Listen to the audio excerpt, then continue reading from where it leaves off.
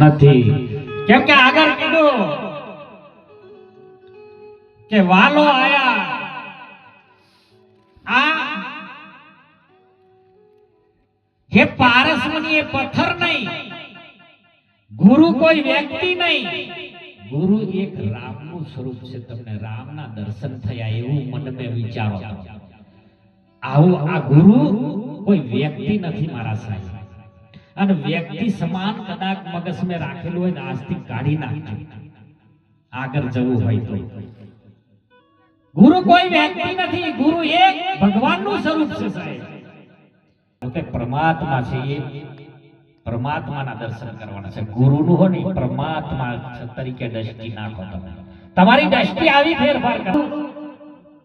વધઘટ દેખાય, નાનું મોટું દેખાય, અલો મારો ગુરુ ની પેલો ફલાણાનો ગુરુ, એટલે સમજી જવાનું.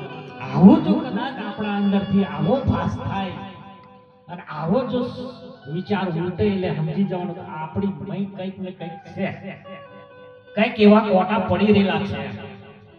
ત્યાં આવું મારો વિચારો પ્રગટ છે. સ્વયં પરમાત્મા એમ આ પરમાત્મા દર્શન છે. એટલે કીધું છે પારસમણી એ પથ્થર નહીં એમ. ગુરુ કોઈ વ્યક્તિ નહીં, એ સ્વયં પરમાત્મા છે. આવી દ્રષ્ટિ રાખવાની. આ એક જ સ્વરૂપ છે બધું.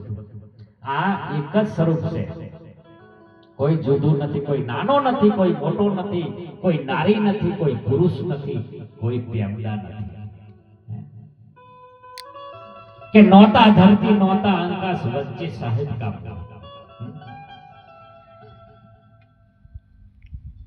આ હું દેખાય? હાર હાર દેખાય કે અહીંયા હવે દેખાય ને તેનું કોમ છે. અહીંયા હજુ દેખાવા જોઈએ. એટલે કીધું કે નોતા ધરતી નોતા આકાશ વચ્ચે સાહેબ કા મૂળ. આ દેખાય ને આ પડી જાય ને એવી મોત દેખાય તે સમજી જવાનું કે મેં પૂરો ભોમ્યો છું, મેં પૂરો ભોમ્યો છું. બરાબર. બાપુ આપા હાલ આવે હું તૈયાર કરેલા વાણીને વિરમ કરું. આરતી પ્રસાદ. કેમ કે બાપુને ટેવ પડી ગઈ ને અમને કીધેલા 1 મહિનો લગભગ થઈ ગયો સાહેબ કીધેલા. પણ મારે હોય એમની પાછળ ઘેહાઈને જમે એટલે લગભગ મારે હોય મહિનો થવા આવ્યો છે. કેમ કે પાછળથી ગાઈને જ જમશે એટલે એમ. પણ મને એટલો વિચાર આવે એમની ઓખો ગમે મેં જોયું ને સાહેબ, એટલે કે મને એવા વિચારો આવે કે આ કેવું સ્વરૂપ એમ. ભલા ગોથા ખાઈ જાય, ભલા ઊંઘ આવી જાય. પણ મેં લગભગ આ મહિનો થવા આવ્યો તારનો ભેગો ફરું છું. બાપજીના ઓખમ કોઈ દાડો ઓખ બંધ નહીં મેં જોયું. જરી જોખું નહીં આવતું. આ સ્વરૂપ કેવું જોવા, રામનું સ્વરૂપ, ભગવાનનું સ્વરૂપ.